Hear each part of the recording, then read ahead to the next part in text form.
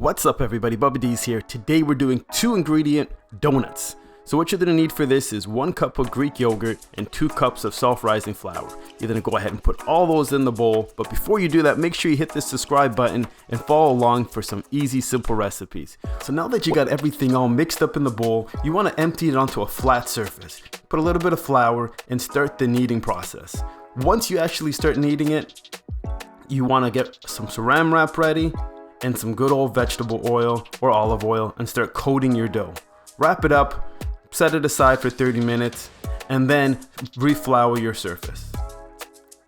You're gonna go ahead and take that rested dough and put it right on your floured surface, get a roller, and start the rolling process. You wanna go not too thin, not too thick. Let's just have fun with it, man. It doesn't have to be perfect. It doesn't have to be rocket science. We're making donuts. They're gonna go inside your stomach anyways, and they're gonna be delicious. So now that we got it all rolled out, we wanna get some type of cutting devices out. We're going with some real simple things that we have around the home.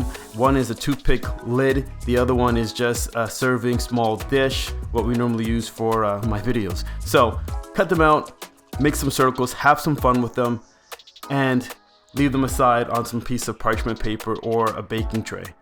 Repeat the process for the extra dough and get your hot oil ready.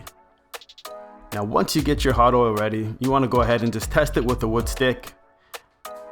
Once the wood stick starts to bubble, you know you're at a pretty hot temperature. These only need 30 seconds on each side. You want to look for golden brown, and I start doing it with 1 just as a little tester. And once I kind of figure out the right temperature and the right time, I kind of move around from there. Put them on a cooling rack, and all those little small circles that we pulled out, we're gonna make little small donuts with those as well.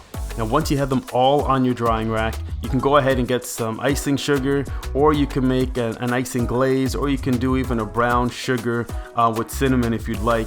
Just have fun with it. They're donuts. The kids are gonna love it, you're gonna love it, and it makes an amazing snack. Hey, make sure you do me a favor, subscribe to the channel, and I'll see you guys next time.